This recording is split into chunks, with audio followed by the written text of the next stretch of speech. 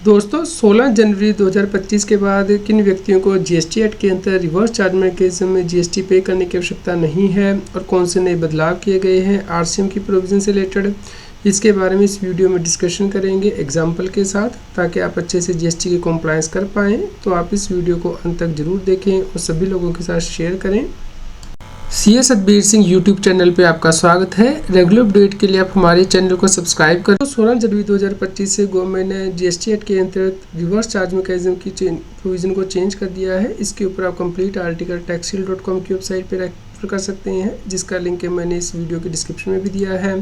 दोस्तों, जो सरकार ने चेंज किया है, सबसे पहले रेंट से रिलेटेड चेंज किया है, यानी कि 15 जनवरी 2025 तक तो ये प्रोविज़न थी कि यदि कोई भी अनरजिस्टर्ड पर्सन से रजिस्टर्ड पर्सन कोई भी प्रीमिसी रेंट पे लेता है जो कि रेजिडेंशियल प्रीमिसी नहीं है, तो उस केस में रजिस्टर्ड पर्सन को जीएसटी पे करना था रिवर्स चार्ज मैकेनिज्म के अंतर्गत। लेकिन 16 जनवरी 2025 से प्रोविज़न चेंज कर दी गई है। अब यहाँ पे देखिए चेंज किया गया है, any registered person other than a person who has opted to pay tax under the composition levy. तो इस प्रकार यदि कोई व्यक्ति कॉम्पोजिशन स्कीम के अंतर्गत है, वो प्रीमिसेस रेंट पे लेता है जो कि रेजिडेंशियल ड्वेलिंग नहीं है अनरजिस्टर्ड पर्सन से, तो उस केस में अब कॉम्पोजिशन टैक्स पेयर को आरसीएम के अंतर्गत रेंट के ऊपर जीएसटी पे करने की आवश्यकता नहीं है। तो इसे हम एग्जांपल के साथ यहाँ पे समझ लेते हैं। मान लीजिए कोई बिजनेस ओनर मिस्टर ए है जो कि रजिस्टर्ड जीएसटी एक्ट के अंतर्गत, लेकिन उसके पास कॉम्पोजिशन स्कीम नहीं है। वो किसी अनरजिस्टर्ड लैंडलॉर्ड से ऑफिस स्पेस रेंट पे लेता है, मंथली 25,000 पे करता है। तो इस केस में मिस्टर ए को जीएसटी पे करना होगा। इस 25,000 रुपीज़ का जो रेंट वो पे कर रहा है, क्योंकि यहाँ पे देखिए जो प्रोविज़न दी गई है वो है रजिस्टर्ड पर्सन को जीएसटी पे करना है जिसके पास की कॉम्पोजिशन स्कीम नहीं है, यदि वो अनरजिस्टर्ड पर्सन से प्रिंसी रेंट पे ले रहा है।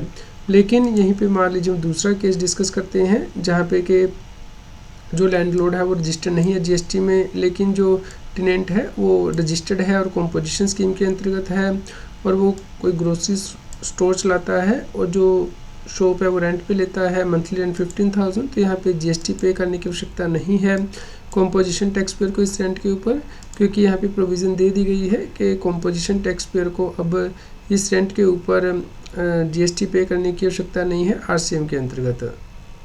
एक और चेंज डिस्कस कर लेते हैं, यानी कि स्पॉन्सरशिप सर्विस से रिलेटेड भी गवर्नमेंट ने चेंज किया है 16 जनवरी से। तो 15 जनवरी तक तो ये प्रोविज़न थी कि यदि सर्विस प्रोवाइड की जाती है स्पॉन्सरशिप की तो किसी बॉडी कॉर्पोरेट या पार्टनरशिप फर्म को किसी भी व्यक्ति के द्वारा, तो जीएसटी बॉडी कॉर्पोरेट को या पार्टनरशिप फर्म को पे करना था रिवर्स चार्ज मैकेनिज्म के अंतर्गत। लेकिन 16 जनवरी 2025 से चेंज कर दिया गया है। यहाँ पे यदि supplier of service any person other then body corporate है तो ही जीएसटी आरसीएम के अंतर्गत पे करना है बॉडी कॉर्पोरेट को या पार्टनरशिप फर्म को। चलिए हम इसे एग्जांपल के साथ समझ लेते हैं। मान लीजिए सप्लायर एक इंडिविजुअल है या फिर पार्टनरशिप फर्म है और यहाँ पे रेसिपिएंट बॉडी कॉर्पोरेट है। तो यहाँ पे आप इमेजिन कीजिए एक सिनेरियो जहाँ पे कि फ्रीलांसिंग इवेंट ऑर्गेनाइज किया जाता है मिस्टर ए के द्वारा, और टेक्नोलॉजी कंपनी प्राइवेट लिमिटेड इस इवेंट को स्पॉन्सर करती है। तो इस केस में टेक्नोलॉजी प्राइवेट लिमिटेड कंपनी को जीएसटी आरसीएम के अंतर्गत पे करना होगा, क्योंकि यहाँ पे जो सप्लायर है वो अदर देन बॉडी कॉर्पोरेट है और जो रेसिपिएंट है वो बॉडी कॉर्पोरेट है, तो जीएसटी आरसीएम के अंतर्गत अप्लाई होगा। लेकिन अब यहाँ पे आप एग्जांपल 2 में देखिए, मान लीजिए XYZ marketing solution private limited एक कंपनी है जो कि कोई इवेंट प्रमोट करती है, और एक और रेसिपिएंट है यानी कि टेक सोल्यूशन प्राइवेट लिमिटेड जो कि बॉडी कॉर्पोरेट जो कि सॉफ्टवेयर डेवलप करता है। तो ये जो कंपनी है टेक सोल्यूशन अपने सॉफ्टवेयर की प्रमोशन करवाना चाहती है, तो इसलिए उसने इवेंट को स्पॉन्सर किया XYZ marketing solution private limited का। तो इस केस में जो जीएसटी है वो यहाँ पे टेक सोल्यूशन प्राइवेट लिमिटेड को पे नहीं करना है इस स्पॉन्सरशिप इवेंट से रिलेटेड, क्योंकि यहाँ पे जो XYZ marketing solution private limited है वो खुद जीएसटी चार्ज करेगी और गवर्नमेंट को पे करेगी।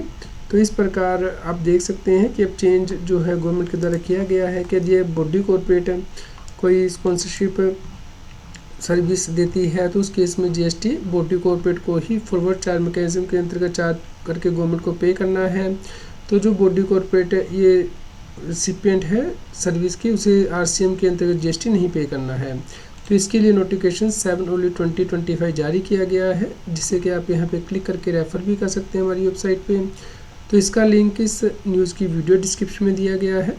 तो यदि आपका कोई क्वेश्चन हो, आप हमें नीचे कमेंट करके ज़रूर बताएं। कृपया लाइक करें और शेयर करें ताकि सभी लोगों तक ये जानकारी पहुंच पाए और वो जीएसटी की कंप्लायंस कर पाएँ।